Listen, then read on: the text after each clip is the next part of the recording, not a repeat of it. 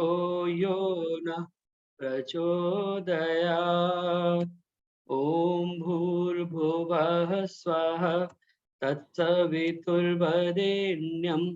भर्गो देवस्य धीमहि धियो यो नः प्रचोदयात्। ॐ भूर्भुवः स्वः तत्सवितुर्वरेण्यं भर्गो देवस्य धीमहि धियो यो नः प्रचोदयात्। तूने हमें उत्पन्न किया, पालन कर रहा है तू। तुझसे ही पाते प्राण हम, दुखियों के कष्ट हरता है तू। तेरा महान तेज है, छाया हुआ सभी स्थान। सृष्टि की वस्तु वस्तु में हो रहा है विद्यमान। तेरा ही धरते ध्यान हम, मांगते तेरी दया। ईश्वर हमारी बुद्धि को श्रेष्ठ मार्ग पर चला। ओम भूर्भुवः स्वः तत्सवितुर्वरेण्यं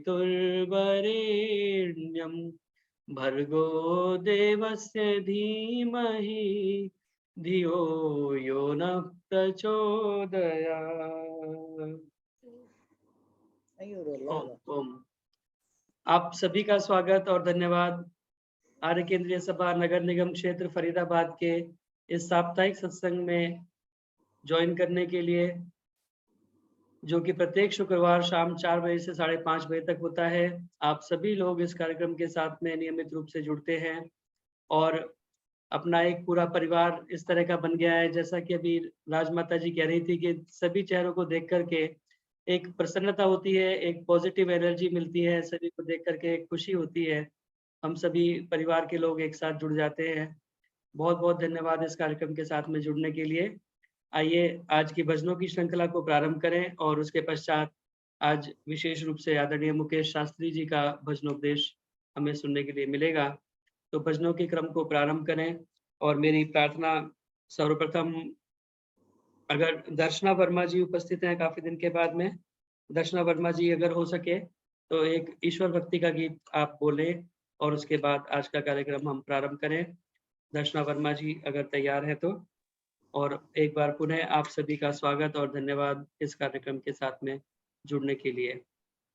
दर्शना वर्मा जी, और उसके बाद में मेरी प्रार्थना रहेगी आदरणीय सुदर्शन चौधरी जी से कि वो तुरंत तैयार रहेंगे। नमस्ते, नमस्ते जी सबको। मेरी आवाज आ रही? हाँ जी, आ रही है।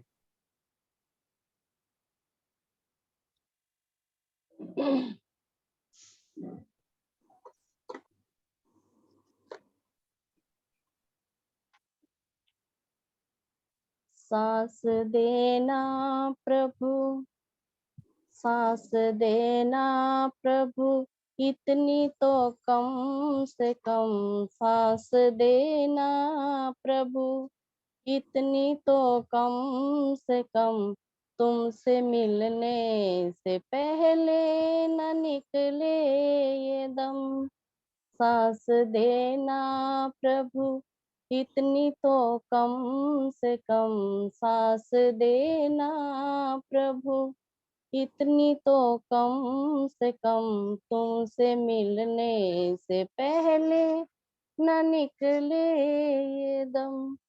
जो चलाता है ये सारे संसार को, मैं भी कर लूं जरा उसका दीदार तो।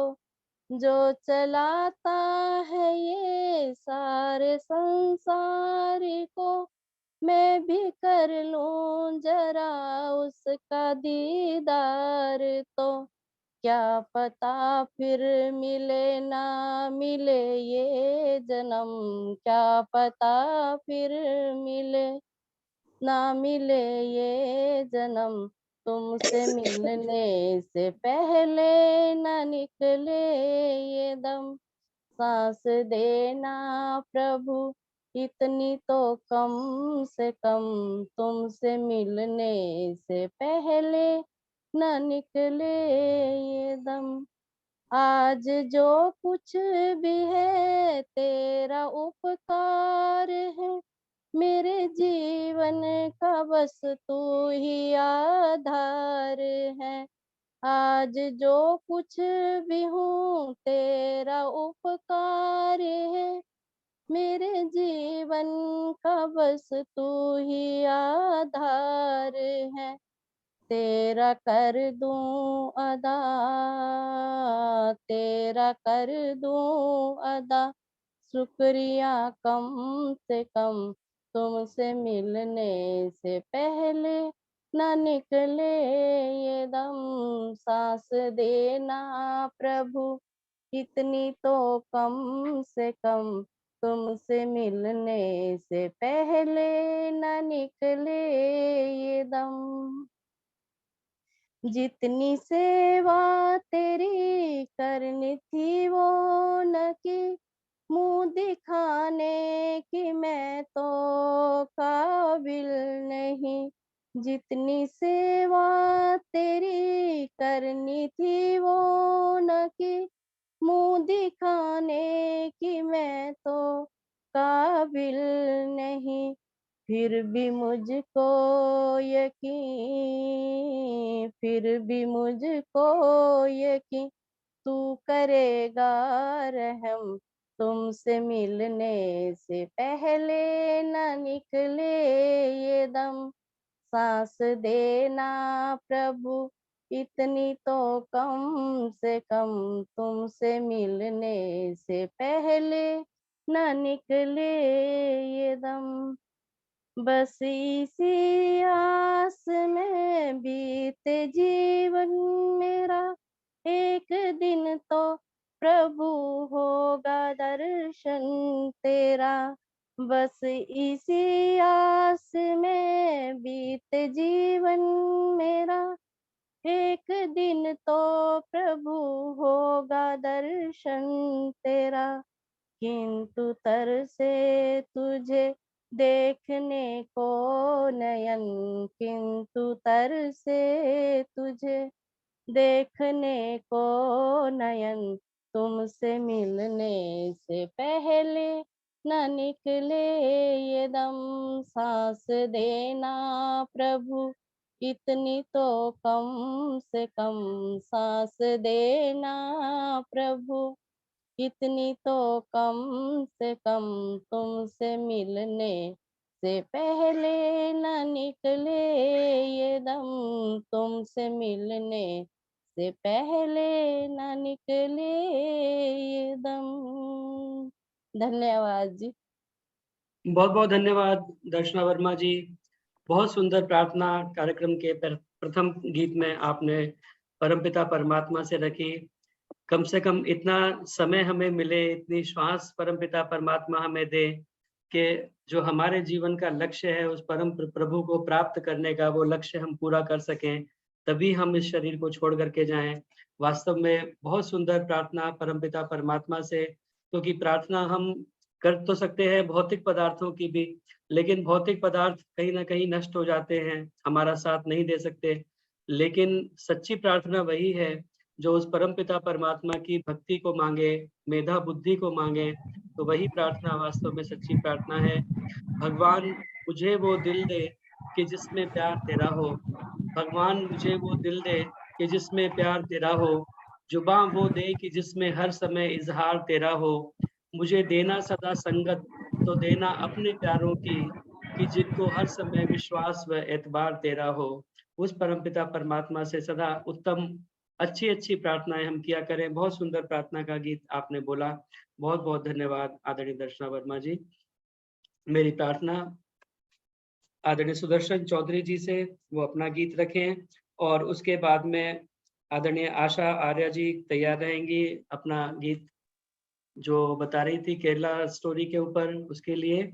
और इस बीच में एक बार पुनः आप सभी का स्वागत हमारे मध्य में आदरणीय माता राज लूथरा जी, माता सुषमा यति जी, उर्मिला मेहंदीरत्ता जी, रमन वैद्य जी, कृष्णा ग्रोवर जी, माता सरला गुप्ता जी पलवल से, आदरणीय पूजा सलूजा जी जो कि मंत्राणी हैं अमर कॉलोनी आर्य समाज के, सुभाष गेरा जी पुणे से, आदरणीय सुरेंद्र हांडा जी पुणे से, नीलम खनूजा जी, बहुत सारे गणमान्य लोग यहाँ पर उपस्थित हैं। आदरणीय रविंद्र गुप्ता जी, सुमन बत्रा जी, साधना मित्तल जी, शशि सिंघल जी हापुड़ से, सुदेश मनचंदा जी, आप सभी का ज्वाइन करने के लिए पुनः पुनः बहुत धन्यवाद। आदरणीय उषा सूद जी को भी मैं देख रहा हूँ कुछ अंतराल के बाद में।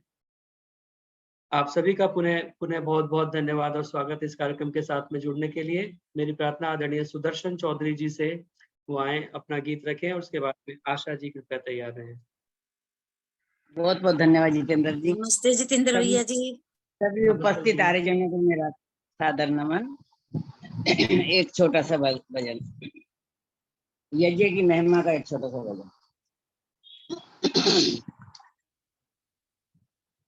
वेदों से ये सार ऋषियों ने निकाला है, मानुष का तन एक सुंदर यज्ञशाला है, मानुष का तन एक सुंदर यज्ञशाला है। श्रवण चक्षु नासिका त्वचा मन बुद्धि जीवा है यहाँ, सात ऋत्विज मिले निरंतर यज्ञ करते हैं यहाँ, जिनका कार्य भार प्राणों ने संभाला है, मानुष का तन एक सुंदर यज्ञशाला है। वेदों से ये सार ऋषियों ने निकाला है, मानुष का तन एक सुंदर यज्ञशाला है। प्रेम की समिधाओं से जलती है अग्नि ज्ञान की, आहुति है सत्य की और भावना बलिदान की, भक्ति श्रद्धा का यहाँ पर बोलबाला है, मानुष का तन एक सुंदर यज्ञशाला है।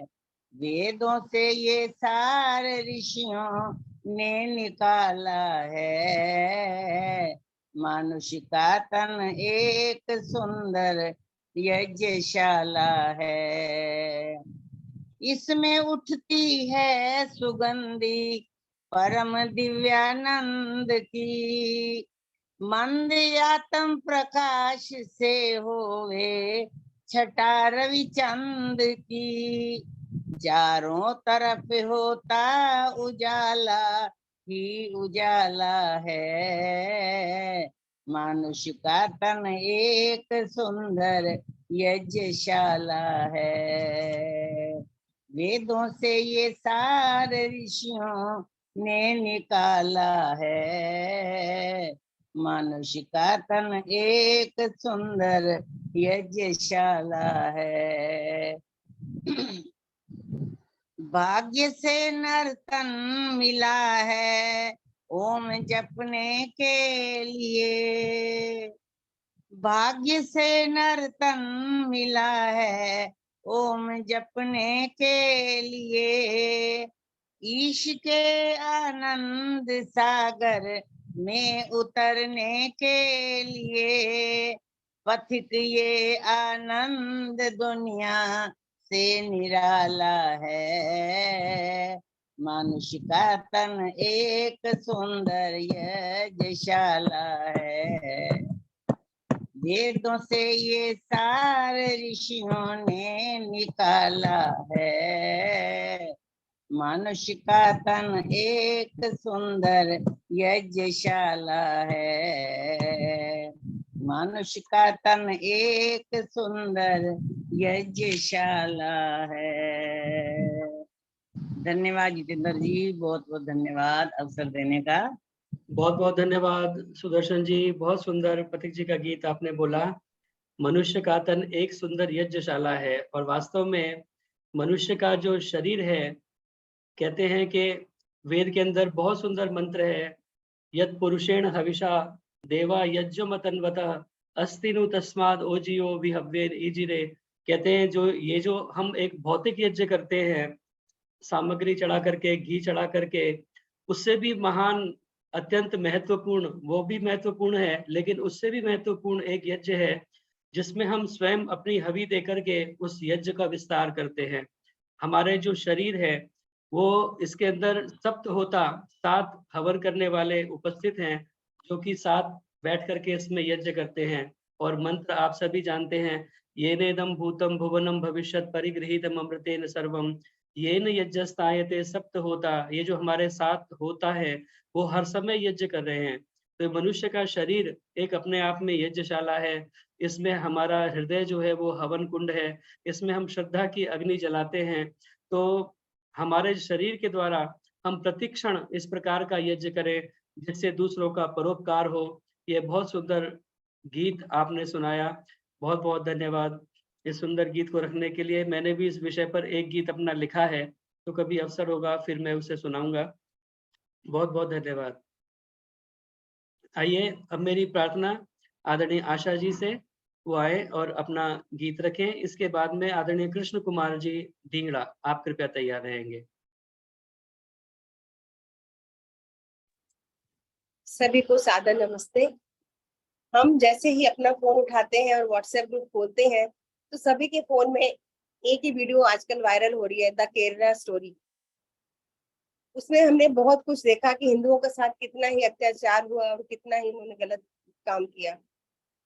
और मैं भी ये पिक्चर देख के आई और अपनी भजनों की मैंने पुस्तक उठाई और उसमें मेरे को भी एक गीत पसंद आया, जो कि मैं आपके सामने प्रस्तुत कर रही हूँ।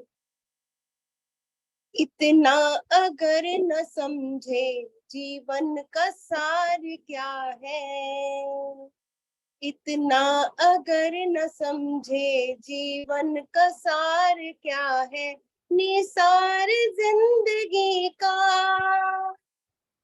हो, निसार जिंदगी का फिर एतबार क्या है, इतना अगर न समझे जीवन का सार क्या है, इतना अगर न समझे जीवन का सार क्या है।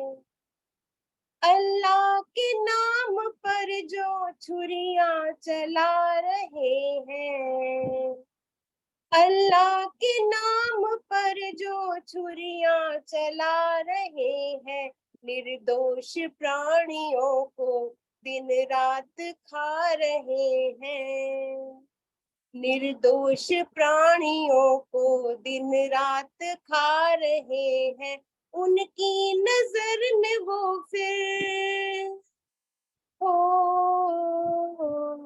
उनकी नजर में फिर हो परवरदिगार क्या है, इतना अगर न समझे जीवन का सार क्या है, इतना अगर न समझे जीवन का सार क्या है। पशुओं को मार कर जो बलियां चढ़ा रहे हैं, पशुओं को मार कर जो बलियां चढ़ा रहे हैं, वरदान मांगते हैं मन्नत मना रहे हैं, वरदान मांगते हैं मन्नत मना रहे हैं, परमात्मा से उनका, परमात्मा से उनका देखो तो प्यार क्या है, इतना अगर न समझे जीवन का सार क्या है, इतना अगर न समझे जीवन का सार क्या है। दौलत के पीछे जिनको हर जुल्म है गवारा,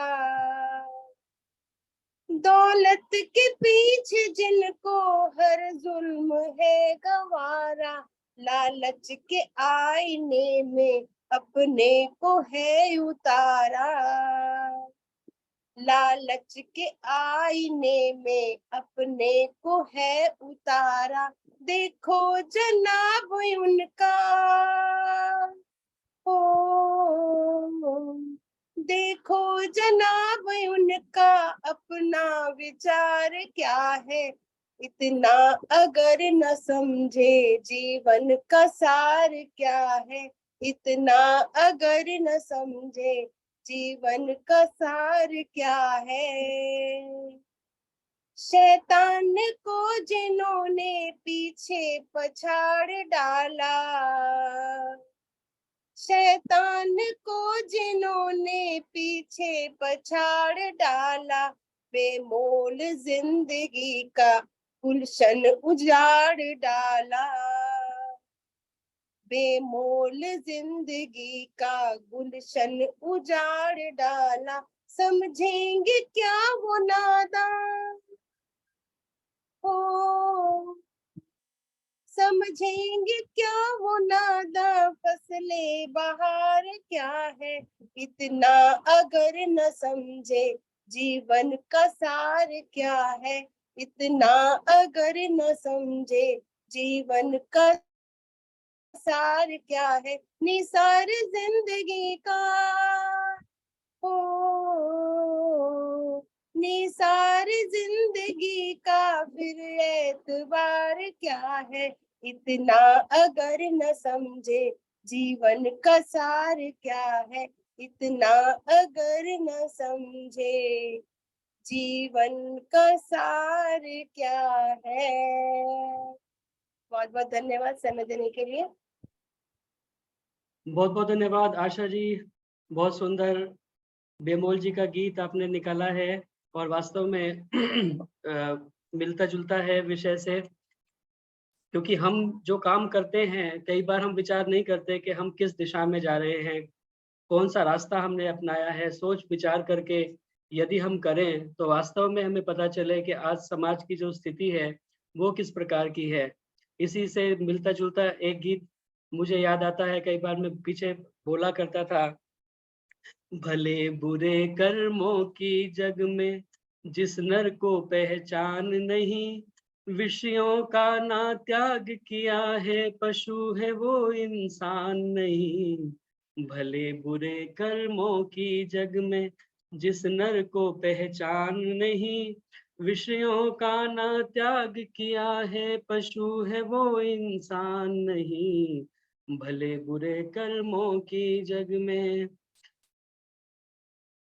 तो अभी गीत बाद में सुनाऊंगा, केवल 2 पंक्तियां मैंने उसका स्थाई सुनाया है।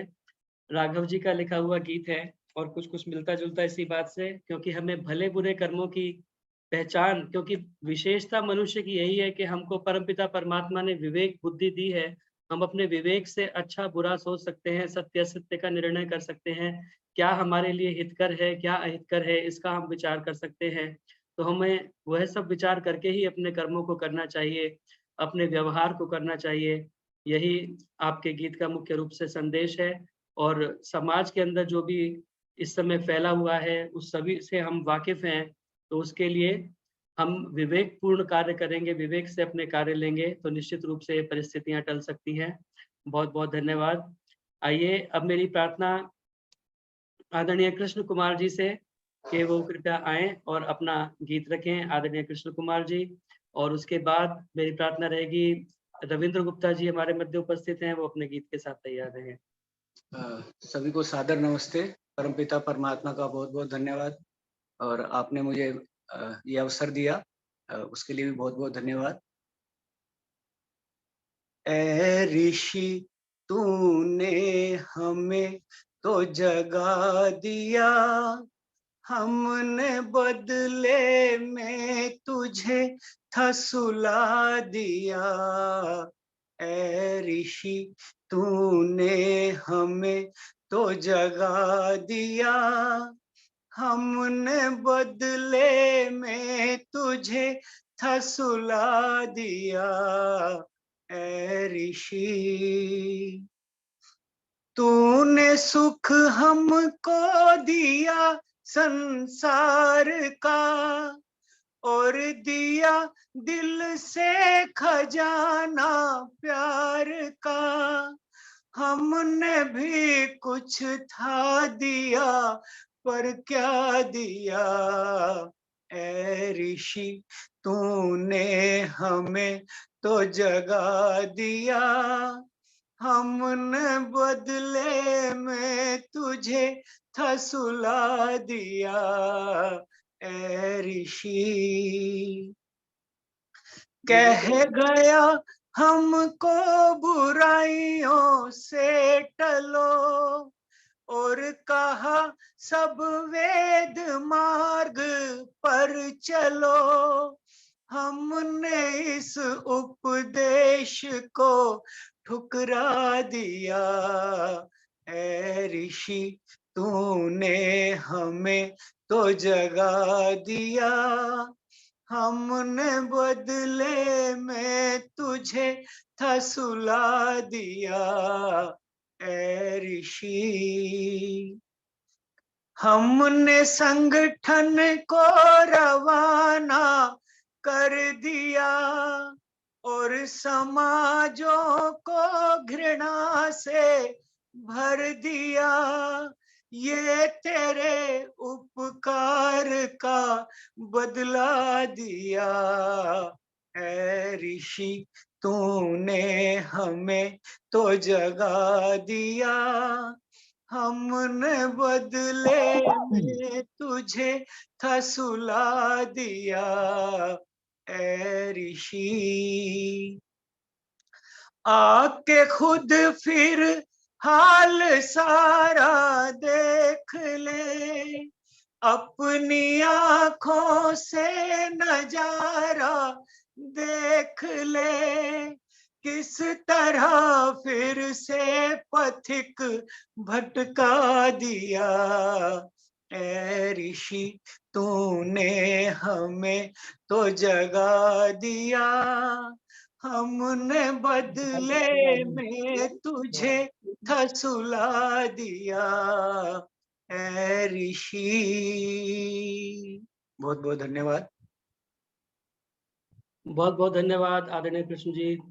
बहुत सुंदर भावपूर्ण अभिव्यक्ति आपकी गीत के माध्यम से। ऋषि ने हमें क्या एक विचार लेकर के ऋषि ने चला था और क्या उनका उद्देश्य था, और हम कितना उस उद्देश्य को प्राप्ति करने की दिशा में आगे बढ़ रहे हैं, और क्या स्थिति आज समाजों की हो रही है। गीत के माध्यम से आपने झकझोरने का प्रयास किया। हम क्या थे, क्या हो गए और क्या होंगे अभी, आओ विचारें बैठकर ये समस्याएं सभी। उस ऋषि ने हमें जगाने के लिए अपने जीवन को आहूत कर दिया, इस समाज को, मानव मात्र को आगे बढ़ाने के लिए अपने जीवन को आहूत कर दिया। लेकिन बदले में हमने उस ऋषि को क्या दिया, यह वास्तव में एक विचारणीय प्रश्न है।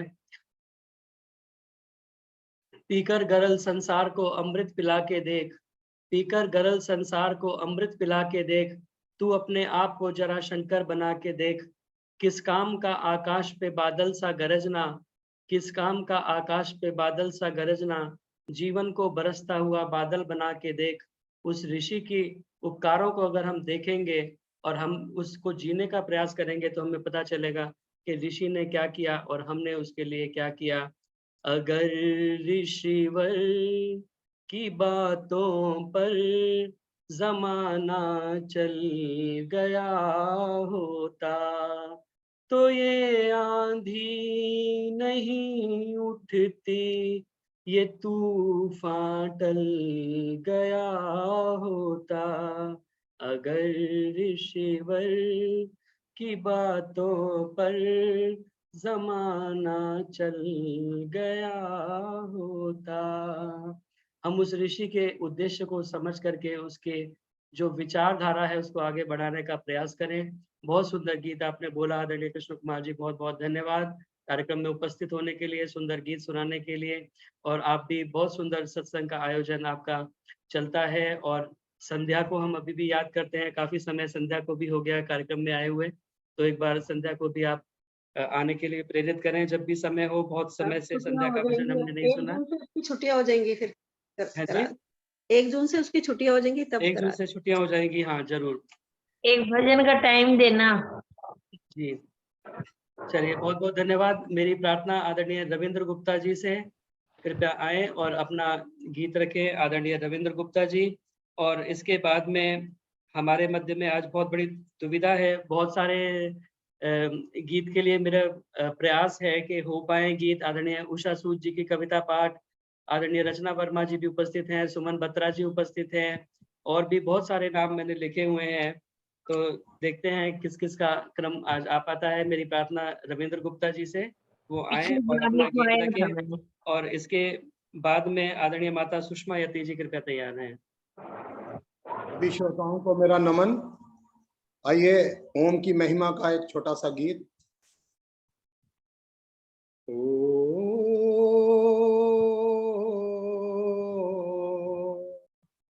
अरे बंद कर दिया।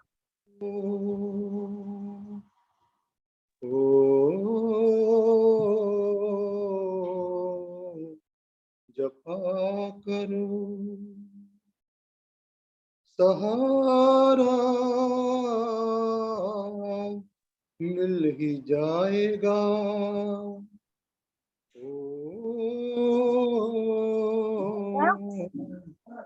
बेसन में तेल पा- मंत्र ये महान है, ध्यान तो धरो किनारा मिल ही जाएगा। ओ जपा करो। क्यों भटक रहे यहाँ किसके वास्ते, कौन है यहाँ तुम्हारा क्या तलाशते। मुक्त ये सवाल है कुछ जवाब दो, इशारा फिर न आएगा। ओ जपा करो। कैसे बात बात में डल गई उम्र, वक्त वो न हाथ आए जो जाए गुजर। देर हो गई मगर फिक्र ना करो, तुम्हारा दर्द जाएगा। ओ जपा करो। मन है मीन जान लो मोह जाल है, श्वास है सुखों की आशा सर पे काल है। जन्म ये अनमोल है देर ना करो, दोबारा ये फिर न आएगा। ओम जपा करो। प्रेम के बहाव में तैरते रहो, जीव जीव में प्रभु को देखते रहो। धर्म की डगर गरो घर सभी तजो, सितारा मिल ही जाएगा। ओम जपा करो। मंत्र ये महान है ध्यान तो धरो, किनारा मिल ही जाएगा। ओ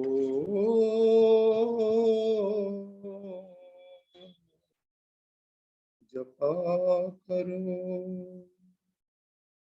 बहुत बहुत धन्यवाद जतिंदर जी समय देने के लिए। बहुत बहुत धन्यवाद आदरणीय रविंद्र गुप्ता जी, बहुत मैंने सुंदर। भी लिखवाया हुआ था नाम। ओम का गीत आपने बोला, अभी नाम आप अभी आए तो अभी हैं। नहीं नहीं, पहले लिखवाया हुआ था। हाँ पहले लिखवाया तो हुआ था, पर अभी अभी आए हो आप, तब से तो लिस्ट काफी चेंज हो गई।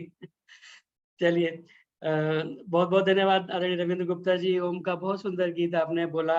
उस परमपिता परमात्मा का मुख्य नाम, निज नाम ओम, हम उसका जाप किया करें तज्जपस तदर्थ भावनम, अर्थ की भावना के साथ में, क्योंकि वही उस परमपिता परमात्मा का निज और मुख्य नाम है। बहुत बहुत धन्यवाद सुंदर गीत सुनाने के लिए। मेरी प्रार्थना आदरणीय माता सुषमा यति जी से कृपया अपना भजन रखें, और इसके बाद में संतोष जसूजा जी कृपया तैयार रहें। नमस्ते जी। ओ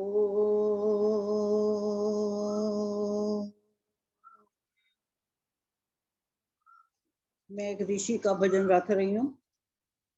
पड़े हम सो रहे कब से जगाया था दयानंद ने। पड़े हम सो रहे कब से जगाया था दयानंद ने।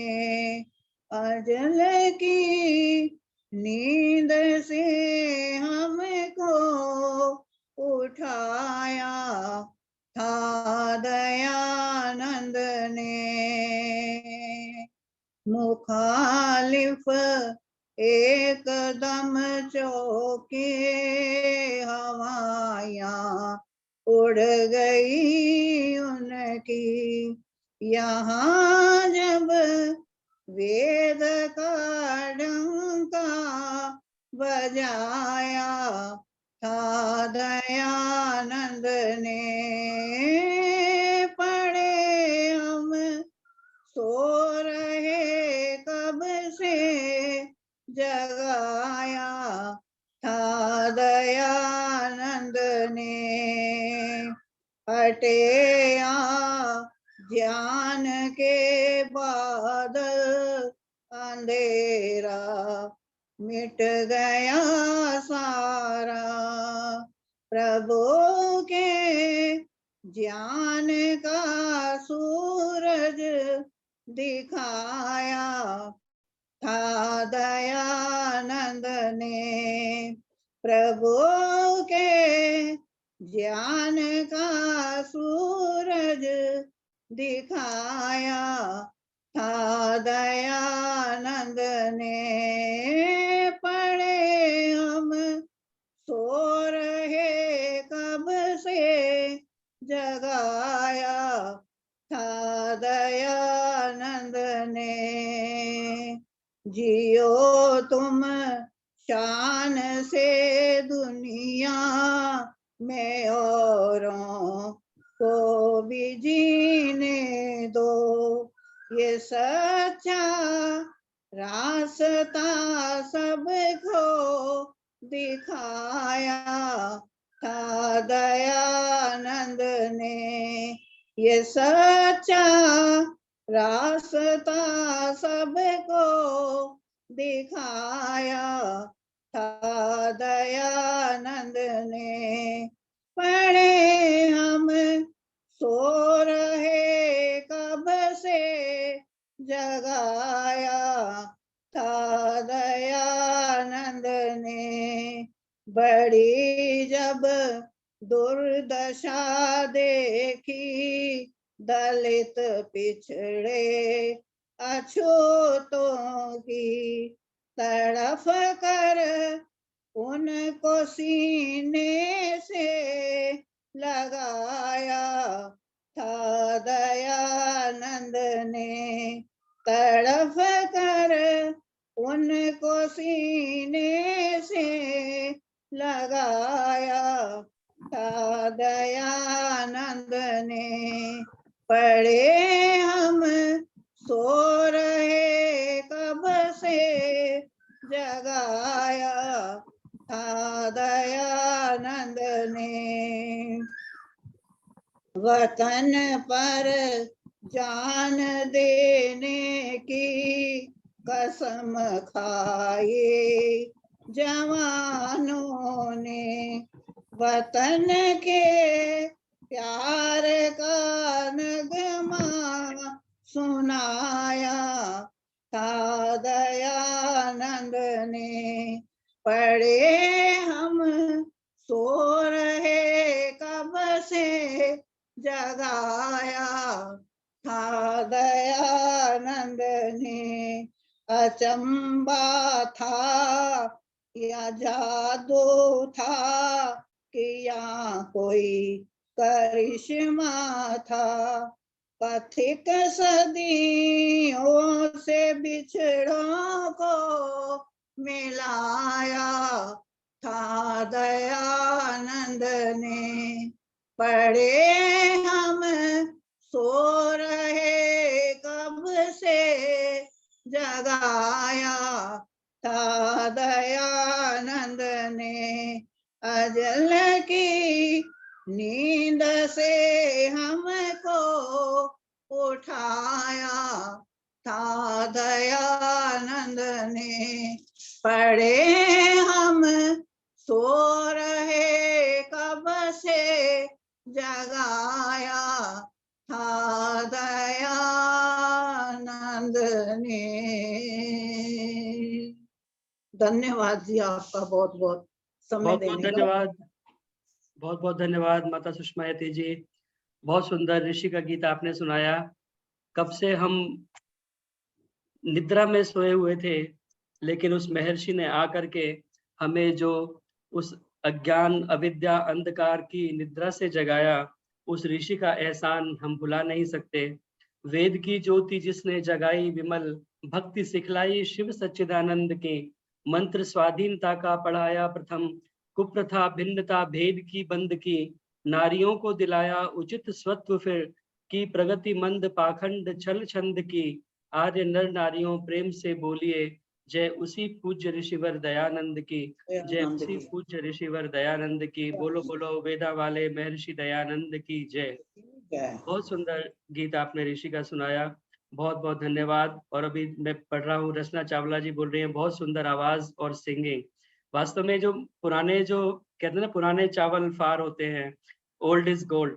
तो आप हैं, माता राज लूथरा जी हैं, आपका इतना त्याग और तप है जीवन का। वास्तव में हम सबको देख करके प्रेरणा मिलती है आप लोगों से। और आज भी इस अवस्था में आप जितना भी सामर्थ्य है, उससे पूरे सामर्थ्य के साथ में ऋषि के मिशन को आगे बढ़ाने में आप लोग लगे हुए हैं। बहुत बहुत धन्यवाद। और आपका आशीर्वाद और स्नेह इसी प्रकार हमें मिलता रहे। आप लोगों को देख करके हमें भी ऊर्जा मिलती है। बहुत बहुत धन्यवाद। मेरी प्रार्थना आदरणीय संतोष जसूजा जी से, पिछली बार उनका रह गया था नाम, आप आए और अपना गीत रखें, आदरणीय संतोष जसूजा जी। और इस बीच में मैं स्वागत करूं, हमारे मध्य उपस्थित हैं सुनीता अरोड़ा जी अमृतसर से, शक्ति नगर, आदरणीय प्रेम सप्रभ।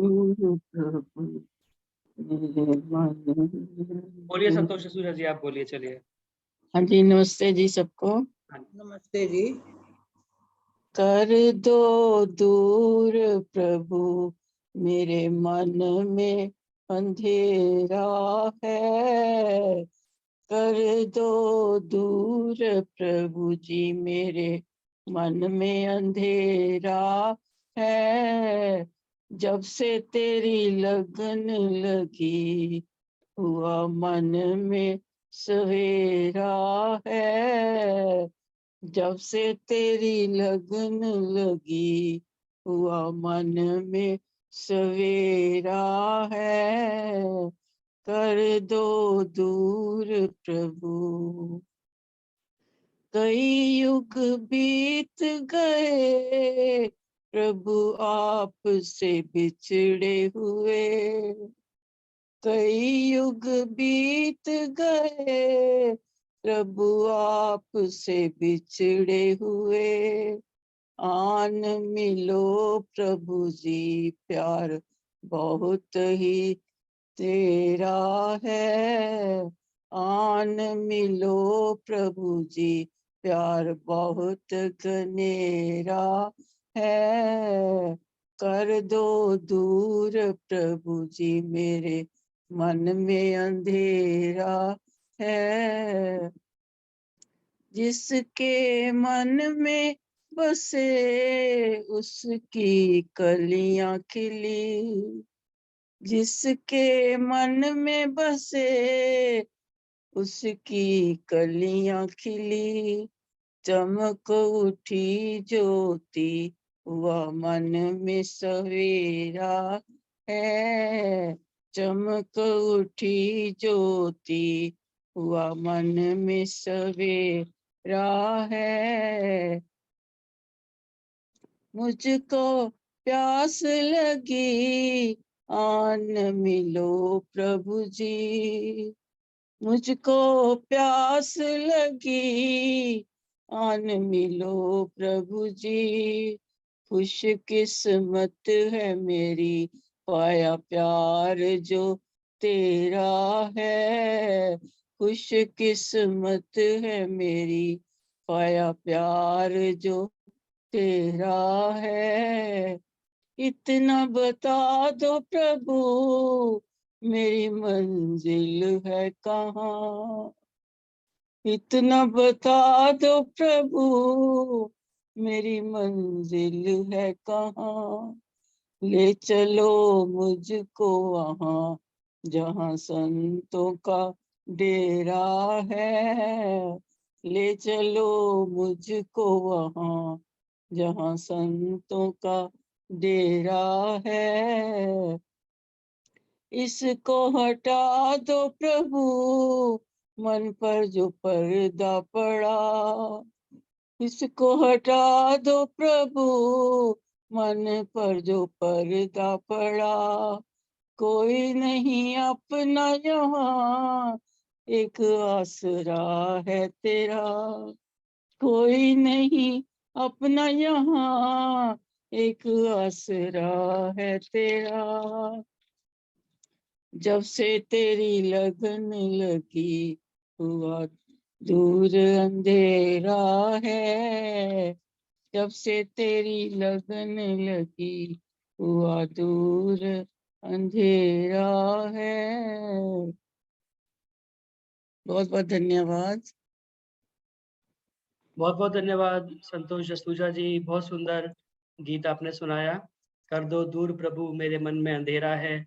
और वास्तव में उस परमपिता परमात्मा की ज्योति जब प्रकाशित होती है तो एक छोटा सा दीपक भी कितना गहरा अंधेरा हो उसको छिन्न भिन्न कर देता है। उस परमपिता परमात्मा का जो ध्यान है, उसकी भक्ति है, उस प्रकार का एक ज्योति उत्पन्न करती है कि मन का जितना भी गहरा कालुष कालिमा अंधकार हो वो सब दूर हो जाता है। बहुत सुंदर गीत आपने सुनाया। उस परमपिता परमात्मा से सुंदर भावपूर्ण प्रार्थना आपने की। बहुत बहुत धन्यवाद। आइए अब समय यद्यपि काफी हो चुका है और आदरणीय मुकेश शास्त्री जी के भजनों को हमें सुनना है, तथापि मेरी प्रार्थना आदरणीय उषा सूद जी से कृपया आएं और एक छोटी सी कविता आदरणीय उषा सूद जी आप रखें। उसके बाद में मुकेश शास्त्री जी का उद्बोध भजनोपदेश हम सुनेंगे।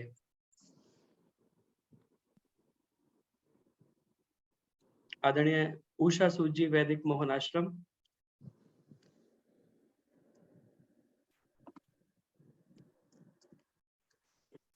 आदरणीय उषा सूद जी यदि मुझे सुन पा रही हैं तो एक बार अपने आप को अनम्यूट कर लेंगे। जिंदर भैया हमारा नंबर आएगा? आज तो नहीं आएगा जी, अब तो चलिए एक बार आप सभी से, हाँ हाँ जी, आप मेरी सभी आवाज से, आ रही है? जी जी जी। आचार्य जी, ऐसा है, लिखी तो मैंने ऋषि के ऊपर कविता थी, लेकिन आपके मंच पर जब हम अपनी गलतियां गिन लेते हैं ना तो हम हल्के हो जाते हैं। आज मैं अपनी गलतियां दोहराते हुए, मुझे खेद है कि मैं अपनी, हम सब ने जो जी है जिंदगी गलतियां की है उसको दोहरा रही हूँ अपनी कविता में। आज मुझे आपके सामने बात कहते हुए शर्म आ रही है। जो विरासत हमारे बाप दादाओं ने हमें संभाल के दी थी, करना मुझे शर्म आती है कि हमने उसे संभाल के नहीं रखा। पहले 7 फुट जमीन खोदने से पानी निकल आता था, अब 350 फुट नीचे चला गया। जब हम छोटे थे हमें किसी ने नहीं कहा संभल के चलो, किसी ने नहीं कहा हवा में प्रदूषण है। हमने तुम्हारे लिए प्रदूषण पैदा किया, हमने अपने आने वाली पीढ़ियों के लिए प्रदूषण ही दिया। हमने तुम्हारे लिए प्रदूषण पैदा किया। हम छोटे थे तो नाले में तांबे का सिक्का गिराकर दिख जाता था, सिक्का पूरा स्पष्ट दिखता था। आज कुएं में जो मर्जी फेंको गंद ही दिखाई देता है। हम छोटे थे तो कहते थे बैंगन देखकर खाना, देखकर खरीदना, इसमें कीड़ा होता है। आज हमारे आर्मी वाले सुरक्षा कर्मी भी कहते हैं कि बैंगन कीड़े वाला खरीदना, उसमें केमिकल नहीं होते, कीड़े वाला खरीदना। और पहले कोई बच्चा था तो उससे कहते थे इससे बच के रहना, ये बेईमान है। और आज कोई बहुत बड़ा भी हो गया है तो हम कहते हैं ये आदमी कितना बेवकूफ है, अभी तक ईमानदार है। ये है हमारी मानसिकता। आचार्य जी, मुझे कहते हुए शर्म आ रही है। गुनाह मेरी पीढ़ी ने किए हैं और भरना आगे वाली पीढ़ी को है। वास्तव में गुनाह हमारी पीढ़ी के हैं। सच पूछो तो हम अनपढ़ अच्छे थे, सच पूछो तो हम अनपढ़ अच्छे थे, गांव में रहते थे। क्योंकि हम पढ़े लिखे हो गए हैं, क्योंकि हम पढ़े लिखे हो गए हैं, हम गांव में नहीं, अब हम तनाव में रहते हैं, अब हम तनाव में रहते हैं। जब हम अनपढ़ थे तो अंधेरे में रहते थे, जब हम अनपढ़ थे तो अंधेरे में रहते थे। अब पढ़े लिखे हो गए हैं तो लोगों को अंधेरे में रखते हैं। अब हम पढ़े लिखे हो गए हैं तो लोगों को अंधेरे में रखते हैं। जब हम अनपढ़ थे तो अपनों के लिए जीते थे, अपनों के लिए जीते थे। अब हम पढ़े लिखे होते हैं तो अपने अपने सपनों के लिए जीते हैं, अपनों के लिए नहीं, हम सपनों के लिए जीते हैं। सच पूछो तो हम अनपढ़ ही अच्छे थे, हम अनपढ़ ही अच्छे थे। जब हम अनपढ़ थे तो पैसा था हमारे पास, पैसा नहीं था हमारे पास। हम पढ़े लिखे हो गए हैं, पैसा तो सभी के पास है, पैसा तो सभी के पास है, लेकिन हम दुखी नहीं, सुखी नहीं, दुखी हो गए हैं, सुखी नहीं, दुखी हो गए हैं। हम अनपढ़ ही अच्छे थे। सच पूछो तो हम अनपढ़ ही अच्छे थे। जब हम अनपढ़ थे तो परिवार ही हमारा बैंक बैलेंस था, हमारा परिवार ही हमारा बैंक बैलेंस था। और आज हम पढ़े लिखे हो गए हैं और हमारा बैलेंस शीट हो गया है, हमारा अपना बैलेंस शीट हो गया है। आज हम इम्बैलेंस हो गए हैं, आज हम इम्बैलेंस हो गए हैं। सच पूछो तो हम अनपढ़ ही अच्छे थे, अनपढ़ ही अच्छे थे। अनपढ़ थे तो पैसा रहता था घर के मुखिया के पास, अनपढ़ थे तो पैसा रहता था घर के मुखिया के पास। और अब पैसा तो सबके पास, अब पैसा तो सबके पास है, लेकिन अनपढ़ों ने देखो हमें दिया बहुत कुछ।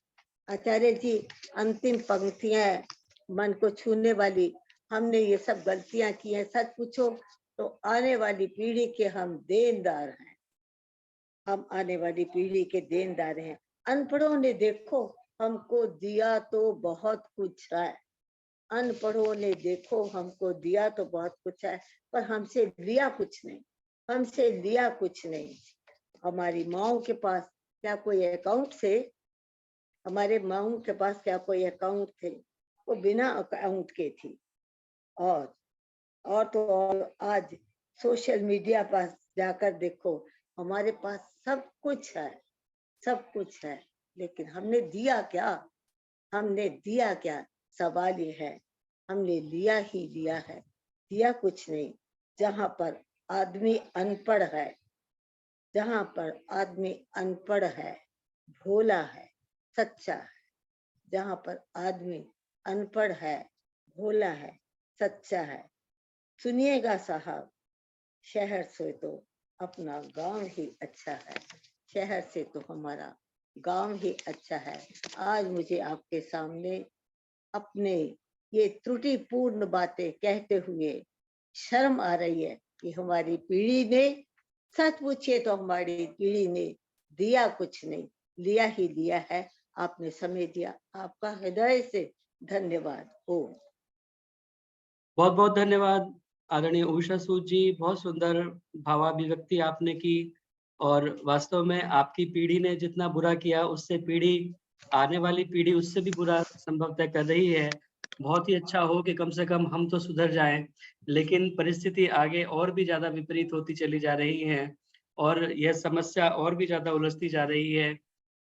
क्योंकि हो सकता है कि हम लोग शिक्षा की तरफ हम चाहें, अक्षर ज्ञान की तरफ हम ध्यान दे रहे हैं, बहुत पढ़े लिखे लोग पहले से ज्यादा हो रहे हैं, लेकिन जो वास्तव में शिक्षा है वो अलग है और जो विद्या है वो अलग है। जो विद्या है वो कहते हैं विद्या विद्या या विमुक्त, वो मुक्त करती है, लेकिन ये जो शिक्षा है वो हमें बंधनों में डाल रही है।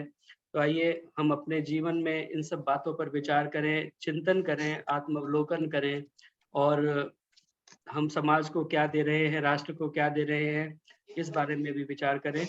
बहुत बहुत धन्यवाद। बहुत सुंदर कविता की पंक्तियां आपने सुनाई और बहुत ही हृदय स्पर्शी विचार आपने उसमें पिरोए। बहुत बहुत धन्यवाद।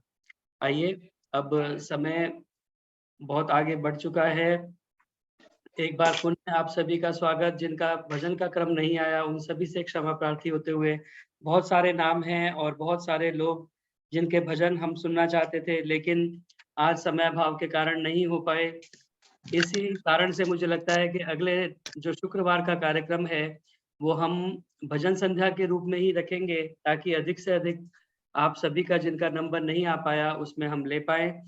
तो आइए एक बार पुनः आप सभी का स्वागत और धन्यवाद इस कार्यक्रम से जुड़ने के लिए। आदरणीय सुनीता अरोड़ा जी शक्तिनगर अमृतसर से, प्रेम सब्रवाल माता जी, गीता शर्मा जी, कमला हंस जी, चंदर अरोड़ा जी, रजनी गर्ग जी, रचना वर्मा जी, सरोज चंद्रा जी, निरुपमा पुरी जी करौल बाग से, राज कथुरिया जी, सुषमा तनेजा जी, माता लाज गुप्ता जी पलवल से, काटिया जी, वेद प्रभा जी, आदरणीय भरत सचदेवा जी गुरुग्राम से, इत्यादि बहुत सारे गणमान्य लोग इस कार्यक्रम के साथ में जुड़े हुए हैं। उन सभी का पुनः स्वागत, धन्यवाद। यह कार्यक्रम फेसबुक पर भी लाइव है, आप वहां भी इस कार्यक्रम को देख सकते हैं, बाद में जाकर भी देख सकते हैं। लाइक करें, कमेंट करें, शेयर करें। तो लोग फेसबुक से जुड़े हैं उनका भी मैं बहुत स्वागत और धन्यवाद करता हूँ। स्वेच्छानुसार दान देने के लिए मेरा मोबाइल नंबर है, इस पर फोन पे, पेटीएम, यूपीआई इत्यादि के द्वारा अपना सात्विक दान भेज सकते हैं। माता राज लूथरा जी की तरफ से 2000 रुपए का दान प्राप्त, उनका बहुत बहुत धन्यवाद। आइए अब मैं स्वागत करता हूं हमारे मध्य में आर्य जगत के बहुत ही युवा भजनोपदेशक आदरणीय पंडित मुकेश शास्त्री जी, गुरुकुल गौतम नगर दिल्ली। संगीत का बहुत अच्छा अभ्यास आपका है और बहुत सुंदर भजनोपदेश के द्वारा आप ऋषि के मिशन को आगे बढ़ा रहे हैं। मेरी उनसे प्रार्थना है, पहले तो उनका बहुत बहुत धन्यवाद इस कार्यक्रम से जुड़ने के लिए, समय देने के लिए, और उनसे प्रार्थना है कि वे आएं और अपने भजनोपदेश के द्वारा हम सभी का मार्गदर्शन करें। आदरणीय मुकेश शास्त्री जी। ओम। मेरी आवाज आ रही है? हाँ जी, आवाज आ रही है। अभी चित्र नहीं आया आपका, अब आ गया। ओम तद विष्णु परमं पदं सदा पश्यन्ति सूरया दिवेव चक्षुराततम्।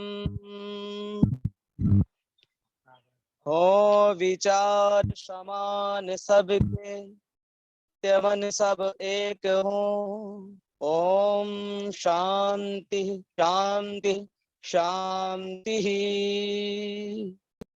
केंद्रीय सभा के माननीय यशस्वी प्रधान मंत्री जी, हमारे सम्माननीय श्री जितेंद्र जी, सरल जी, वंदनीय पूजनीय मातृशक्ति धर्म प्रेमी सज्जनों, मैं इस समय आप सभी के साथ उड़ीसा से जुड़ा हुआ हूं और वहां की स्थिति आप सब समझते हैं, तो वहीं से मैं आप लोगों के साथ जुड़ा हुआ हूं। मैं अभी आप सभी लोगों के सब लोगों को देखा, बड़ा अच्छा लगा, बहुत अभी पूज्य माता जी चर्चा कर रही थी कि परमात्मा से हम जितना दूर होते हैं परमात्मा भी हमसे, और किसी कवि ने भी लिखा शब्दों पर गीत कि प्रभु के सिवा कहीं दिल ना लगाना, प्रभु के सिवा कहीं दिल ना लगाना, नहीं तो पड़ेगा तुझे आंसू बहाना, प्रभु के सिवा कहीं दिल ना लगाना, प्रभु के सिवा कहीं दिल ना लगाना, नहीं तो पड़ेगा तुझे आंसू बहाना, प्रभु के सिवा कहीं दिल ना लगाना। हो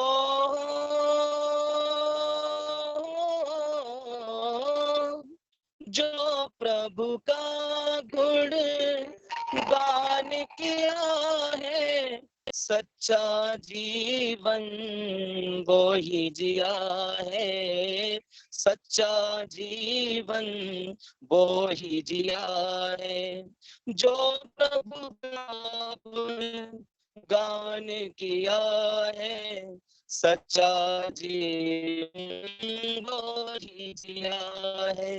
सुमिरन के बल से तुझे, सुमिरन के बल से तुझे मुक्ति है पाना, प्रभु के सिवा कहीं दिल ना लगाना, प्रभु के सिवा कहीं दिल ना लगाना, नहीं तो पड़ेगा तुझे आंसू बहाना, प्रभु के सिवा कहीं दिल ना लगाना।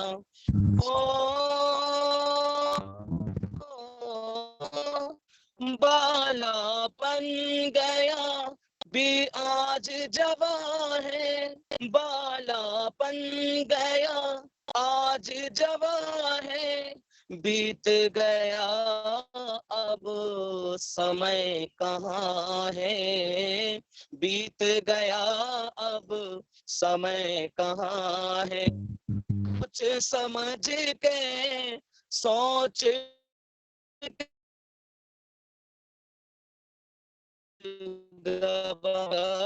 कहीं दिल ना लगाना, प्रभु के सिवा कहीं दिल ना लगाना, नहीं तो पड़ेगा तुझे, नहीं तो पड़ेगा तुझे आंसू बहाना, प्रभु के सिवा कहीं दिल ना लगाना, प्रभु के सिवा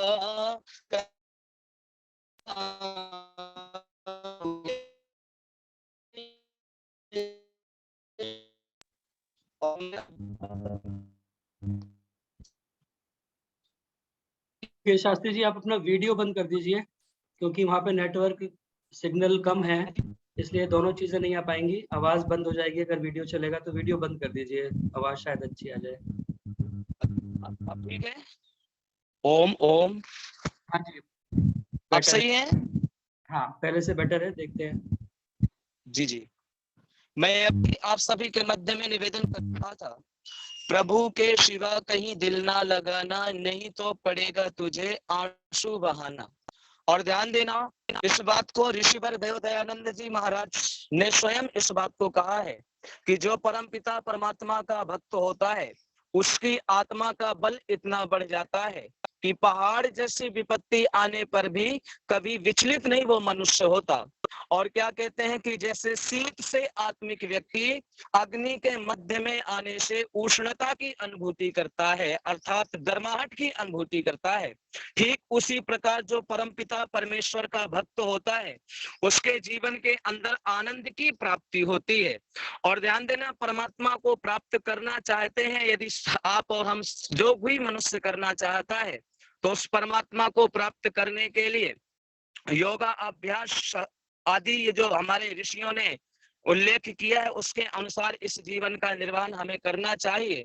और कहना भी चाहता हूं आप सभी के मध्य में कि जितना हम उस परमपिता परमात्मा के निकट जाते हैं तो वो परमात्मा भी हमें याद रखता है। लेकिन ध्यान देना, आज व्यक्ति चिंता बहुत ज्यादा करता है, परेशान बहुत ज्यादा होता है, चिंता करता है। लेकिन ध्यान देना, परमेश्वर कहता है कि तुम चिंता ना करके तुम केवल चिंतन करो, और जब मनुष्य चिंतन पे लग जाता है तो परमात्मा स्वयं उसकी चिंता करता है। और कहना चाहता हूं, एक बार की वो घटना मुझे याद आती है कि एक बार एक राजा ने अपने राज्य के अंदर एक घोषणा की कि सभी विद्वानों से कि मेरे 3 प्रश्न हैं और उन 3 प्रश्नों का उत्तर यदि दोगे तो मैं तुम्हें पारितोषिक दूंगा, अन्यथा यदि आप उन 3 प्रश्नों का मेरा उत्तर नहीं दिए तो तुम्हें मृत्यु दंड दिया जाएगा। राजा ने प्रजा से, विद्वानों से प्रश्न किया। पहला प्रश्न था कि मेरा पहला प्रश्न ये बताओ कि ईश्वर है तो दिखता क्यों नहीं है। और दूसरा प्रश्न राजा ने किया था, ईश्वर है तो किसकी ओर देखता है। और तीसरा प्रश्न किया था, ईश्वर है तो करता क्या है। तो अपने अपने सामर्थ्यानुसार उन विद्वानों ने अपनी बात को रखा कि राजन, जिस प्रकार से ये वायु है लेकिन दिखती नहीं है, इसी प्रकार परमात्मा है लेकिन वो दिखता नहीं है।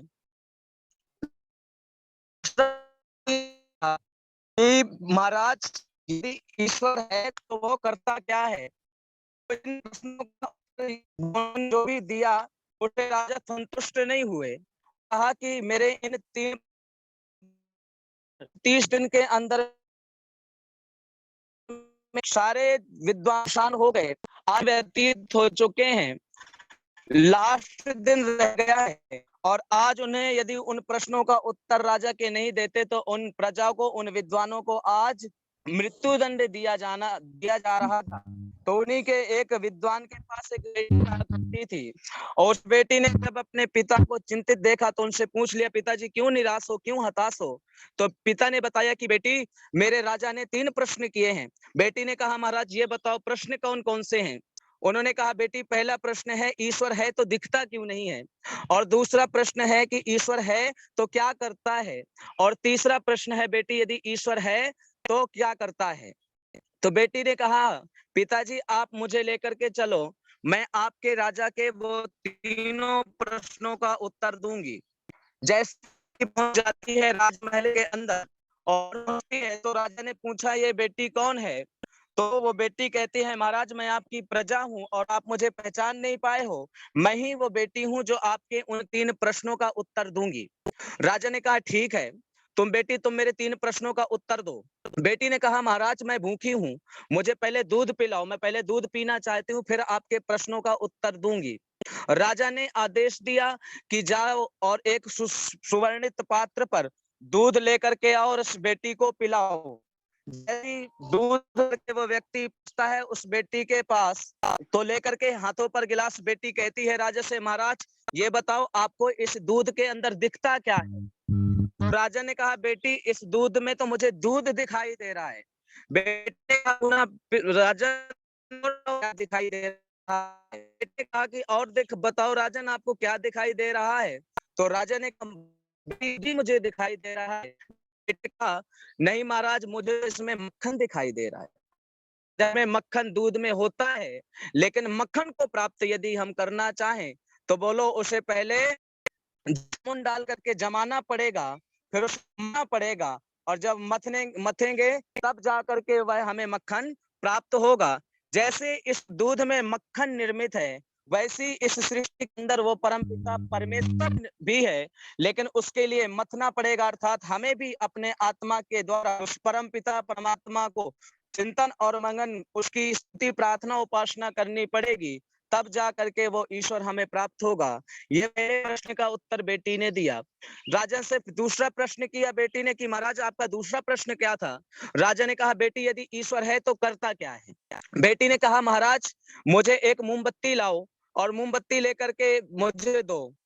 राजा ने मोमबत्ती दिया और दे करके जैसी उसने ज्योति जलाई, और तो राजा से कहा कि महाराज मुझे ये बताओ इसका प्रकाश किसकी ओर दिख रहा है, ये प्रकाश आपकी ओर देख रहा है या मेरी अन्य किसी की ओर देख रहा है।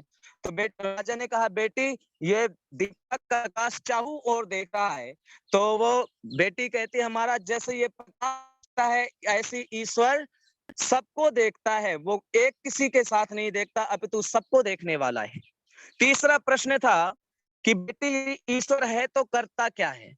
तो बेटी ने कहा, महाराज देखो, अब आप मेरे से प्रश्न कर रहे हैं, मैं आपको प्रति उत्तर दे रही हूँ, और उत्तर जो देता है वो बड़ा होता है, इसलिए मैं आपकी गुरु हो गई। और यदि गुरु से कुछ पूछा जाता है तो उसे उच्च स्थान पर बैठाया जाता है। ऐसा नहीं कि आप सिंहासन पर बैठे हो और मैं आपके प्रश्नों का उत्तर दे रही हूँ। महाराज मुझे अपने राज्य सिंहासन पर बैठाओ, और ये जो मुकुट आपने पहन रखी है ये मुकुट भी मुझे पहना दो। राजा ने पहना दिया है मुकुट और अपने सिंहासन पर बैठा दिया है। बेटी ने कहा, महाराज ईश्वर यही करता है, राजा को रंक और रंक को राजा करता है, यही ईश्वर करता है। तब मैं निवेदन आप सभी के मध्य में करना चाहता हूं कि दुनिया में जितने भी जीव देहधारी हैं, सभी तेरे प्यार के समान अधिकारी हैं। पथिक सभी को दिया तूने वरदान है, पथिक सभी को दिया तूने वरदान है। कितना महान है तू, कितना महान है, कितना महान है तू, कितना महान है। प्रभु सारी दुनिया से ऊंची तेरी शान है, प्रभु सारी दुनिया से ऊंची तेरी शान है। कितना महान है तू, कितना महान है, कितना महान है तू, कितना महान है। यहाँ वहाँ कोने कोने तू ही मशहूर है, निकट से निकट और दूर से भी दूर है।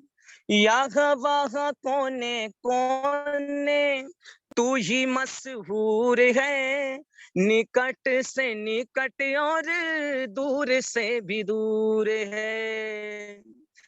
सब में समाया हुआ, सब में समाया हुआ तेरा ही समान है। कितना महान है तू, कितना महान है, कितना महान है तू, कितना महान है। प्रभु सारी दुनिया से ऊंची तेरी शान है। कितना महान है तो, कितना महान है।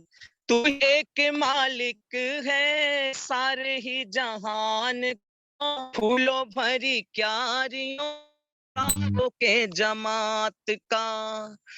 एक मालिक है सारे ही जहान का, क्यारियों का तारों के जमात का।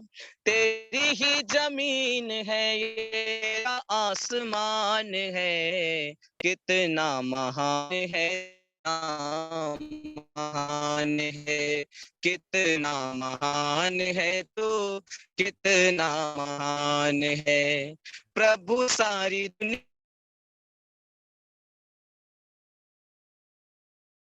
महान, कितना महान है, कितना महान है तो, कितना महान है। तो उस परम पिता परमेश्वर की महिमा अपरंपार है। और ध्यान देना, वो ईश्वर से जब हम प्रार्थना करते हैं तो ऋषि दयानंद जी महाराज प्रार्थना शब्द के अंदर लिखते हैं कि उसी की उपासना और उसी ईश्वर ने जैसा हमें संदेश दिया है उसके अनुकूल अपने इस जीवन को जीना, यही प्रार्थना होती है। और ध्यान देना, ऋषि देव दयानंद जी महाराज अस्तो मां सदगमय तमसो मां ज्योतिर्गमय, इस वाक्य के द्वारा परमात्मा से हम अंदर यह प्रार्थना करना चाहिए कि ईश्वर हमें हटा करके प्रकाश की ओर। लेकिन वहां पर ऋषि जी एक बार बहुत से लोग अपने अपने ढंग से प्रार्थना करते हैं।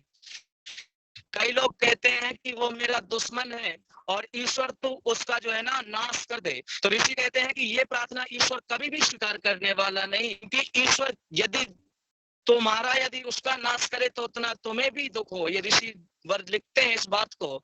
और क्या कहते हैं कि कई प्रार्थना करते हैं कि हे ईश्वर तू मेरे घर में झाड़ू मार दे, तू रोटी बना के खिला दे। तो क्या कहते हैं हमारे ऋषि की ऐसी प्रार्थना को स्वीकार वो ईश्वर कदापि नहीं करता। अपितु जब हम समर्पण होकर के उस ईश्वर के प्रति समर्पण भाव से जब हम उससे कुछ मांगते हैं तो ईश्वर कहते हैं ना, जब देने पर आता है तो इतना देता है कि हम लोग कहने लगते हैं कि मेरी झोली छोटी पड़ गई रे, मुझे इतना दिया है मेरे दाता। वो परम पिता परमेश्वर बहुत देता है, लेकिन हम लेने के पात्र अवश्य हमें बनना चाहिए। वहां पर ऋषि स्वयं इस बात को कहते हैं कि एक जैसे पुत्र अपने पिता को आवाज देकर के बुलाता है, ठीक इसी प्रकार हम लोग उस पिता परमेश्वर को आवाज दे करके बुलाएं, और वो जैसे पिता हमारे पुत्र की बात सुनता है, वैसे वो परम पिता परमेश्वर पिताओं का पिता वो पिता परमपिता परमेश्वर हमारी भी भावनाओं को, हमारी बात को सुनता है। इसलिए मैं कहना चाहता हूँ आप सभी के मध्य में वो परम पिता परमात्मा की कृपा और दृष्टि इतनी ज्यादा है कि हम जिस रखी है नहीं देख सकते, उसको भी परमपिता परमेश्वर ने खाने की व्यवस्था दे रखी है ना। जो ईश्वर हम लोगों को खिलाता है, आज हम लोग उसे खिलाना प्रारंभ कर दिए हैं। और कहना मैं चाहता हूँ एक बहुत ज्यादा हमारे राष्ट्र के अंदर एक क्षति का विषय है कि जाते नहीं है, और जो नहीं खाता उसे हम खिलाते हैं। ध्यान देना वो यहाँ पे कि जो सब है हम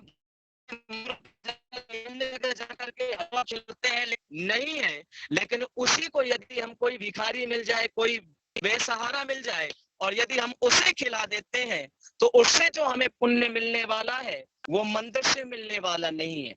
और ध्यान देना, मंदिर में जाकर के प्रार्थना ठीक है, आस्था का केंद्र है, हमें आस्था लेना चाहिए, क्योंकि ध्यान देना मूर्ति का भी तात्पर्य यही है कि हम चित्र से चरित्र को अपनाएं। मर्यादा पुरुषोत्तम श्री रामचंद्र जी महाराज का कैसा चरित्र था। ऋषि दयानंद जी महाराज इस बात को स्वयं कहते हैं कि हमें जो है ना अच्छे वीरों की और अच्छे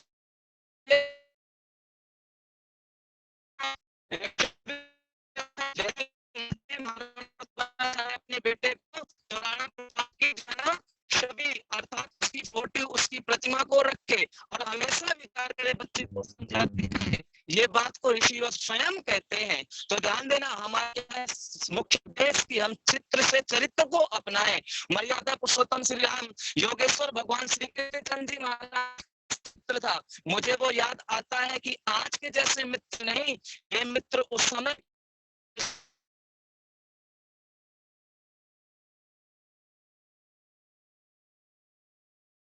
व्यतीत कर रहा है, वो कहते हैं सुशील। लेकिन द्वारका के मठाधीश योगेश्वर भगवान श्री कृष्ण चंद्र जी महाराज मेरे परम मित्र हैं। तो सुशील बड़े इतने सामर्थ्यवान महापुरुष आप उनके पास जाकर के अपनी भाषा में क्यों नहीं बताते। तो वहां पर यही कहती है सुशीला कि देखो महाराज मित्र की परीक्षा यही होती है। मित्र लक्षण मिदम प्रवदंती संता, कहते हैं आपत्ति के काल में जो मित्र अपने दूसरे मित्र की सहायता करता है वही परम मित्र होता है। और सुशीला थोड़ा सा चावल मार के कहते हैं कि कुछ तो दे दे, ऐसे मित्र के पास जा रहा हूँ, बहुत बहुत खा रहा हूँ, कुछ उसके खाने के लिए। सुशीला ने अपने कहीं से थोड़ा सा एकत्रित किया है चावल और ले जा करके सुदामा जी को समर्पित है। तब सुदामा जी सुशीला से यही बात कहते हैं कि गाना घबरा दुख की भरी कहानियां, दुख की भरी कहानियां, मैं घड़ा घबराऊं कैसे द्वारका में जाऊं, किस तरह सुनाऊं को दुख कहानी।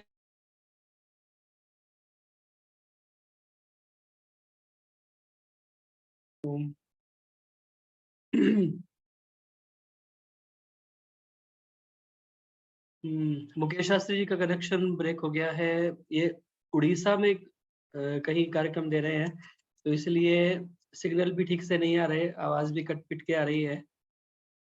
तो आज का कार्यक्रम थोड़ा स्पष्ट नहीं रही इनकी आवाज़, फिर दोबारा प्रयास करेंगे। मैंने इनको पूछा था पहले कि कहीं बाहर ऐसी जगह पे तो नहीं है कहीं जहाँ सिग्नल ना आए, लेकिन कहने लगे नहीं मैं कोई बात नहीं प्रोग्राम करूँगा, कोई दिक्कत नहीं है। तो ये थोड़ी-सी गड़बड़ आज जिसकी रही। आइए वो दोबारा कनेक्ट करेंगे पर कोई बात नहीं। हम आगे बढ़ते हैं क्योंकि कार्यक्रम का समय अब समाप्ति की ओर ही है। मुकेश शास्त्री जी आपकी आवाज़ बिल्कुल साफ नहीं आ रही है और अच्छा वीडियो तो आ ही नहीं रहा, आवाज़ भी कट-कट के आ रही है, मतलब आनंद नहीं आ पा रहा। अच्छा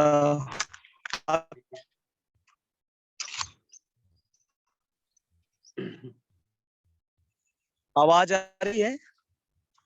आवाज़ आ रही है, बीच में कट जाती है। हाँ, वो थोड़ा सा जी उड़ीसा वाला क्षेत्र है और हाँ, थोड़ा सा सिग्नल हो सकता है, उसके लिए यहाँ प्रचार के लिए मैं आया हुआ हूँ। हुँ। अच्छा, अब आ रही है मेरी आवाज? और मैं थोड़ा इधर आ गया हूँ। हाँ, थोड़ी-सी बेटर तो लग रही है पहले से। आप अपना गीत कंप्लीट कर लीजिए, वैसे भी बस 5 ही मिनट बचे हैं अब, तो वो आप जी कर जी जी। लीजिए। जी। तो योगेश्वर भगवान श्री कृष्ण चंद जी महाराज के विषय में मैं आप सभी के मध्य में बात कर रहा था कि सुदामा जी कहते हैं कि मेरी किस्मत फूटी, सारी दुनिया रूठी और हाय हुई परेशानियां, और घना घबराऊं कैसे द्वारका में जाऊं, किस तरह सुनाऊं सबको दुख की भरी कहानियां। ध्यान देना, जिस समय पहुंच जाते हैं सुदामा जी द्वारका के अंदर, और वहां पर जो द्वारचार खड़े हुए हैं उनसे भी जब अंदर नहीं जाने दे रहे हैं, तो वही व्यक्ति कहता है कि जाकर के कहो तो एक बार कि आपका परम मित्र सुदामा आपसे मिलने के लिए आया है। और वहां पर क्या बात कहते हैं सुदामा जी कि कोई घन श्याम से कह दो तुम्हारा यार आया है, तुम्हारा यार आया है। कोई घन श्याम से कह दो तुम्हारा यार आया है, तुम्हारा यार आया है। सुदामा नाम है मेरा, सखा घन श्याम है मेरा। सुदामा नाम है मेरा, सखा घन श्याम है मेरा। न घबराओ कहो जाकर, द्वारे में है डाल डेरा। रहे कुछ साल जीवन में, रहे कुछ साथ जीवन में, वही अधिकार लाया है, वही अधिकार लाया है। कोई घन श्याम से कह दो तुम्हारा यार आया है, तुम्हारा यार आया है। कोई घन श्याम से कह दो तुम्हारा यार आया है, तुम्हारा यार आया है।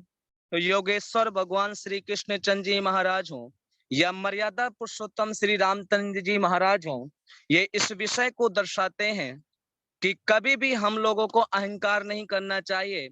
अनुवृतः पितु पुत्रो मात्र भवतु सम्मना, जिस प्रकार से वेद हम सभी को उपदेश दे रहे हैं कि अनुवृत्ति पुत्र होना चाहिए, पिता के व्रतों को पूर्ण करने वाला होना चाहिए। योगेश्वर भगवान श्री कृष्ण चंद जी महाराज इतने बड़े डानाढ्य होकर के भी लेकिन उस गरीब सुदामा अपने मित्र को झट पहचान जाते हैं। और किसी कवि ने लिखा भी है ना कि चलते सुनते ही दौड़े चले आए मोहन, लगाया गले से सुदामा को मोहन, लगाया गले से सुदामा को मोहन। सुनते ही दौड़े चले आए मोहन, लगाया गले से सुदामा को मोहन हो, सुनते ही दौड़े चले आए मोहन, लगाया गले से सुदामा को मोहन, हाँ लगाया गले से सुदामा को मोहन। हुआ रुक्मणी को बहुत ही अचंभो, ये मेहमान कैसा अजीबा गया है, ये मेहमान कैसा अजीबा गया है। अरे द्वारपालो कन्हैया से कह दो, किधर पे सुदामा गरीब आ गया है, किधर पे सुदामा गरीब आ गया है। निवेदन मैं आप सभी के मध्य में करना चाहता हूँ, ऐसे मर्यादा पुरुषोत्तम श्री रामचंद्र जी एवं योगेश्वर भगवान श्री कृष्ण चंद्र जी महाराज का जीवन था, और ऋषि दयानंद जी महाराज ने इनको क्या कहा है कि ये हमारे आप्त पुरुष हैं। और ध्यान देना, इस पर एक बात भी कहा है ना कि हुआ रुक्मणी को बहुत ही अचंभव। रुक्मणी उनकी एक पत्नी थी जिसका नाम रुक्मणी था, योगेश्वर भगवान श्री कृष्ण चंद्र जी महाराज के। लेकिन भागवत वालों ने कहा कि उनके तो इतनी जो है ना गोपियां थी। ध्यान देना, आप सभी के मध्य में कहना चाहता हूं, उस रुक्मणी से प्रद्युम्न हुए थे और एक योगी थे, योगेश्वर भगवान श्री कृष्ण चंद्र जी महाराज। लेकिन ऋषि दयानंद जी महाराज ने यही बात कहा कि इन महापुरुषों का, ये जो कथावाचकों ने, ये जो भागवत करने वालों ने हमारे महापुरुषों का नाम कलंकित किया है, इनको तो माँ के कोख पे ही मर जाना चाहिए, इस बात को ऋषि कहते हैं। और उस ऋषि दयानंद जी महाराज का बड़ी कृपा है हम और आपके ऊपर। जिस समय कहा था ना, स्त्री शूद्रो नाधीयताम, स्त्री और शूद्रों को वेद आदि पढ़ने का कहीं पर विधान नहीं है, उस समय योगेश्वर हमारे महर्षि दयानंद जी महाराज ने कहा था, यत्र नार्यस्तु पूजन्ते रवंती तत्र देवता। जिस जगह जिस स्थान पर स्त्री को पूजा जाता है, सम्मान दिया जाता है, वहीं पर ही ईश्वर निवास करता है।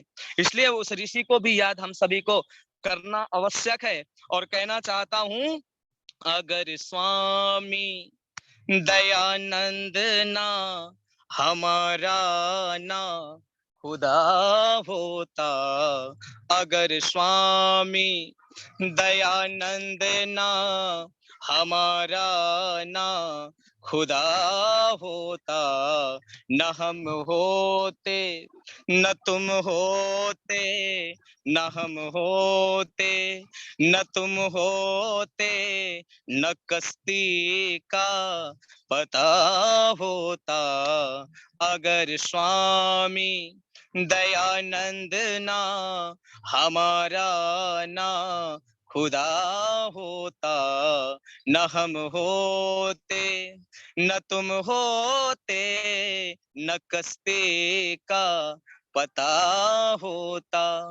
तिलक चोटी जनेऊ के सभी सपने लिया करते, तिलक चोटी जनेऊ के सभी सपने लिया करते, सभी सपने लिया करते, मगर ऐसा कब बपतिस्मा गले सबके पड़ा होता, अगर स्वामी दयानंद ना हमारा ना खुदा होता, अगर स्वामी दयानंद ना।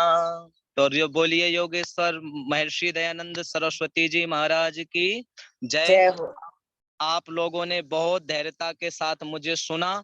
और देखिए जी, क्योंकि गुरुकुल से पढ़े जब जीवन हो जाता है ना, तो उसे जंगलों में भी जाना पड़ता है, हर जगह जाना पड़ता है। तो मुझे उड़ीसा जाने का ये अवसर प्राप्त हुआ है। और सम्मानीय हमारे जो हैं, जैसे इनका नाम सरल है वैसी ये सरलता की प्रतिमूर्ति भी है। कभी भी मैं निवेदन करता हूँ तो मेरे उस निवेदन को ये हरनिश स्वीकार कर लेते हैं और अपना आशीर्वाद हमेशा मुझे प्रदान करते रहते हैं और हमेशा मुझे आगे बढ़ने के लिए प्रेरणा करते रहते हैं। तो मैं ऐसे सम्मानीय हमारे भ्राता जी का भी क्या मैं कर रहे हो बहुत तुम? बहुत बहुत धन्यवाद देना चाहता हूँ। और पिछले बार जो है ना मुझे कार्यक्रम में जो अपना हमारे मंत्री जी ने जो अपनी दक्षिणा भेजी, उसके साथ साथ हमारी पूज्य माता रजनी पिपलानी जी ने 1100 रुपए दिया था।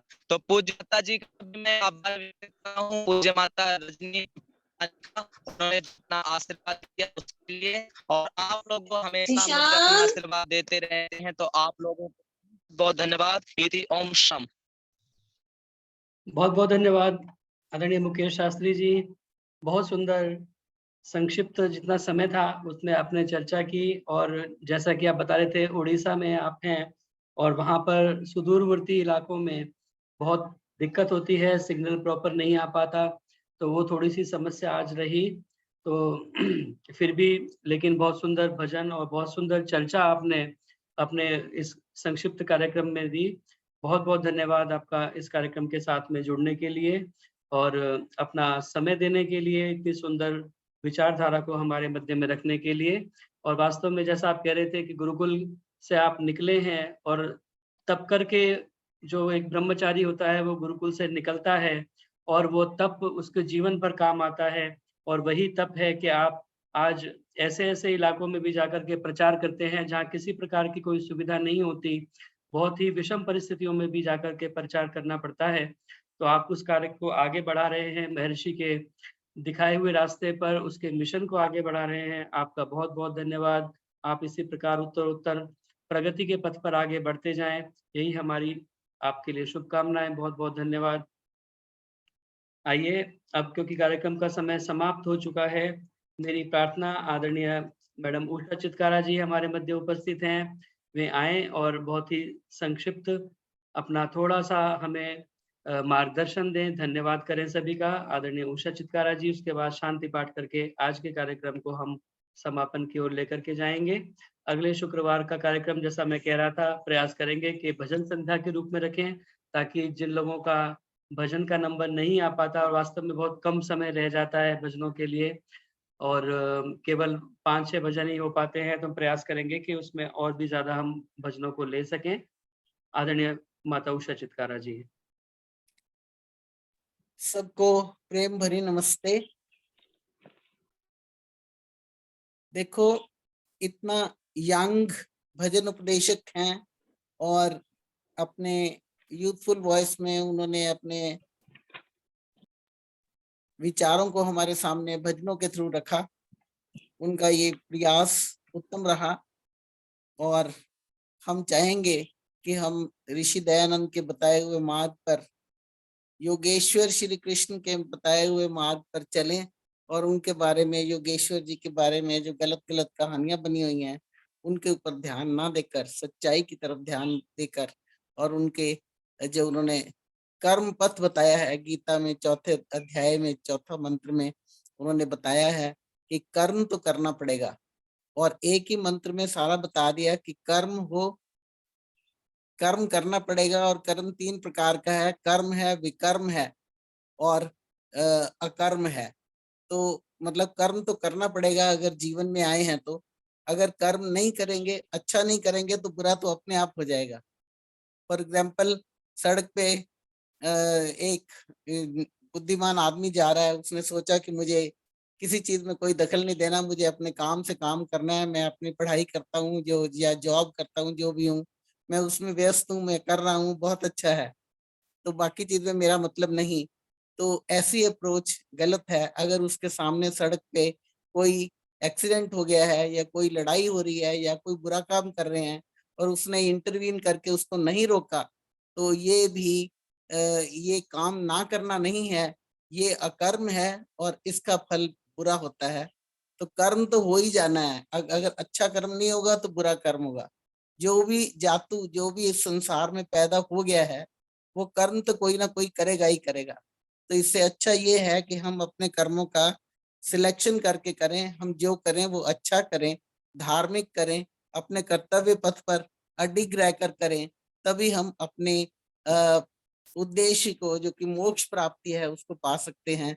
धीरे धीरे धीरे धीरे धीरे धीरे राग और द्वेष को छोड़ के और अपने संकल्पों, सत्य संकल्पों का आचरण करते हुए, धर्म का प्रयोग करते हुए, काम को मात्रा में योग करते हुए, प्रयोग करते हुए, धर्म अर्थ काम के द्वारा फिर आखिर में मोक्ष की प्राप्ति कर सकते हैं, जो कि समाधि की अवस्था में होगी।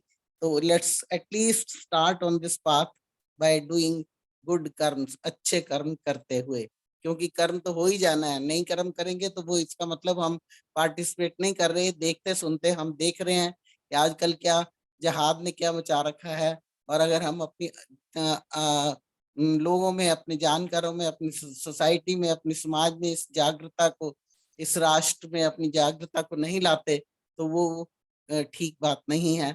इसलिए हमें कर्म तो करना ही पड़ेगा। कर्म के बिना जिंदगी नहीं हो सकती, और उसके बिना इन सारी चीजों के थ्रू होकर ही हम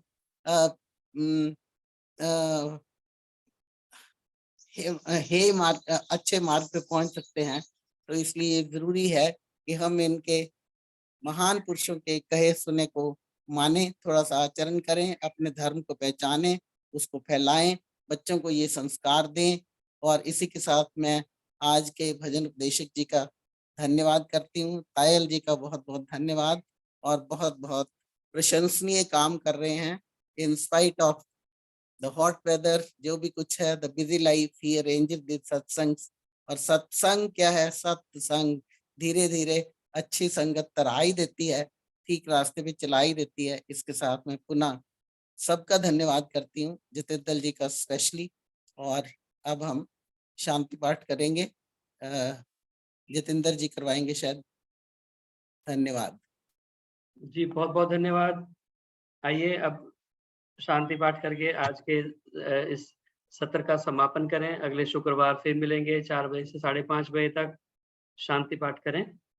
ओम द्यौ शांतिरंतरिक्षं शांति, पृथिवी शांतिरापः शांतिरोषधयः शांति, वनस्पतयः शांतिर्विश्वे देवाः शांति, ब्रह्म शांति, सर्वं शांति, शांतिरेव शांति, सामा शांतिरेधि। ओम शांति शांति शांति। जय घोष के लिए आप अपने माइक ऑन कर सकते हैं। जो बोले सो अभय, सत्य सनातन वैदिक धर्म की जय हो। मर्यादा पुरुषोत्तम भगवान श्री रामचंद्र की जय हो। योगेश्वर भगवान श्री कृष्णचंद्र की जय हो। गुरुवर ब्रजानंद की जय हो। युग प्रवर्तक महर्षि प्रवरदेव दयानंद की जय हो। भारत माता की जय हो। गौ माता का पालन हो। आर्य समाज अमर रहे। वेद की ज्योति जलती रहे। ओम का झंडा ऊंचा रहे। प्रणव ध्वनि